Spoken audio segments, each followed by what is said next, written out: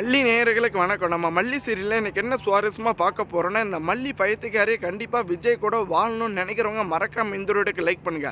ஏன்னா இந்த ரேணுகாவை விட்டு நம்ம விஜய் வந்துட்டு நம்ம மல்லி கட்டி நம்ம வெண்பா கட்டி இந்த ஒரு வீட்டுக்கு வந்துட்டாங்க. ஆனா நீங்க ரேணுகா அக்கா விட்டு வந்தா ரொம்பவே எனக்கு தப்பா தெரியுது. என்ன இருந்தாலும் நீங்க ரேணுகா அக்கா கூட இருந்திருக்கணும்னு நம்ம மல்லி இப்படி ஒரு வார்த்தை விடுறாங்க. ஏன்னா தனிமையில வந்துட்டு இந்த வெண்பாவும் நம்ம விஜய் இல்லாம ரொம்பவே கண் கலங்கியிருந்தாங்க. அது எல்லாத்தையும் மறந்துட்டு இப்போ வந்துட்டு பெருந்தன்மையா நீங்க அவங்க கூட இருக்கணும்னு சொல்லிட்டு இருக்காங்க ஒரு கட்டத்தில் இந்த மல்லி இருந்துக்கிட்ட.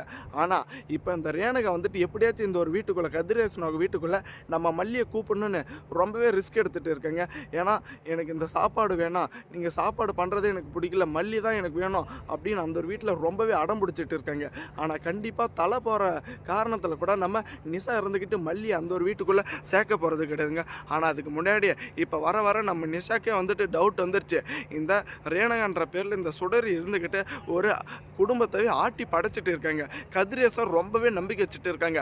அம்மாடி நீ வந்துட்டு சாப்பிடு, நீ சாப்பிட்டா மட்டும்தான் நான் வந்துட்டு சந்தோஷமா இருப்பேன், எதுக்கு நீ வந்துட்டு இப்படி சாப்பிடாம அடம் பிடிச்சிட்டு இருக்க, மல்லி வந்துட்டு நாளைக்கு நான் வர சொல்கிறேன், நீ வந்துட்டு சாப்பிடு அப்படின்னு ரொம்பவே வந்துட்டு நம்ம ரேணுகாவோட மனசை மாத்துற மாதிரி பேசிட்டு இருக்காங்க.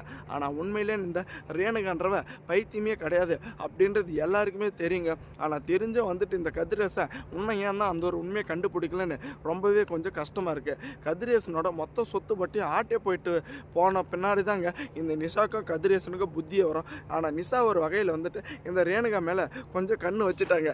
உண்மையிலே வந்துட்டு ரேணுகாவே கிடையாது அப்படின்ற மாதிரி. ஆனால் கண்டிப்பாக இந்த ஒரு வீட்டுக்குள்ளே நம்ம மல்லியை மட்டும் இந்த ரேணுகான்றவ சுடரின்றவ கூட்டுட்டு வந்துட்டாலான்வா எல்லாமே நம்ம ரேணுகா நினச்ச மாதிரி தலைகளாக மாறிடுங்க.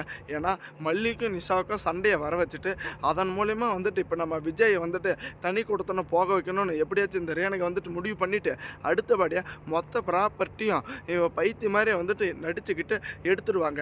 தேங்க்ஸ் ஃபார் வாட்சிங். மல்லி நேயர்களுக்கு மறக்காமல் உங்கள் கருத்துக்களை கமெண்ட் பண்ணுங்கள்.